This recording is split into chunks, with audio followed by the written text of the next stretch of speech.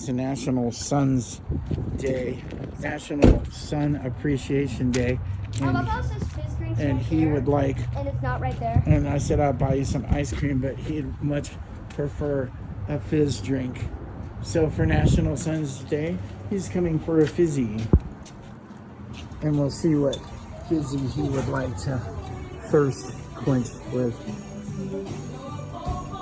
Here we have Kermit the Alright, my boss called and we got cut off. You see, he's got sharks in the water, he's got his sharks down here. Here we have Kermit the Frog, here with Froggy News.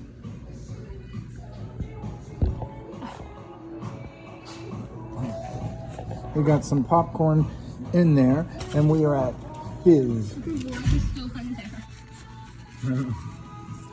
Did you eat my frog?